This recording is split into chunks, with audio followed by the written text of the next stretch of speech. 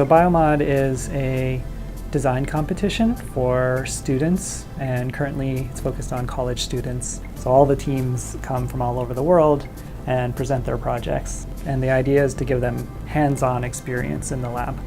Since we're from Japan, we wanted to do a Japanese origami using DNA origami. Gene expression mechanisms are controlled by thousands of transcription factors, and some of these processes are essential for life, but transcription factors can also cause diseases.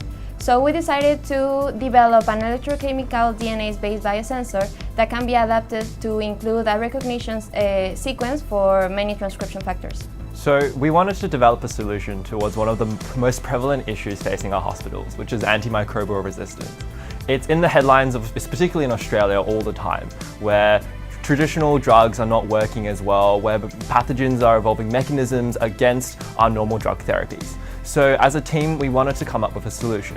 We looked at the mechanism of cell lysis, puncturing a hole in the membranes of cells and releasing their contents. And our solution is a DNA origami nanobot that can puncture bacterial membranes and allow for its contents to spill out. DNA origami is a method for making any shape or pattern that you might want out of DNA. So the way it works is that you begin with a very long single strand of DNA. And the computer program will then generate a bunch of small DNA strands, which we call staples. And so the net action of those 200 little short strands of DNA folds that long strand into whatever shape or pattern you want. So I think nanoscale technology is a really awesome field because it's, I think, an area that has been underexplored compared to other scientific fields. So it's a really hot area right now, which is why I was really drawn to this. The whole team was really drawn to this area. In terms of why we wanted to use nanoscale things and DNA origami, I guess it's because of its self-assembly, so you don't have to spend ages in a lab trying to synthesize something that has this exact structure.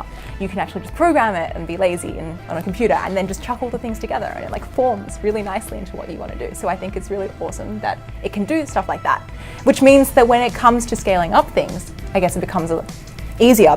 So if we use this as a drug delivery system, we can possibly use this to cure some diseases like cancer. Taking it further into kind of the clinical world, seeing how we could try and deliver this to patients, seeing how we could combat the fact that DNA is degraded in the human body. So looking at ways we could edit the DNA or protect it, and those sorts of things. So really trying to apply it more into a clinical setting.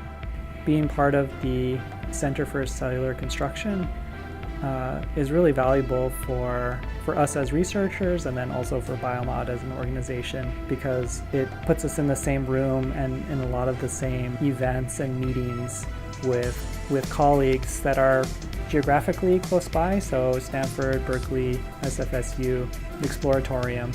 So they're nearby, but we don't necessarily talk to them every day. So when we have these quarterly meetings or the annual retreat, we actually see a lot of people in person and talk to them, and then so many ideas, unique projects and collaborations and events come out of those discussions. So I think that's one of the really amazing things about being part of the center.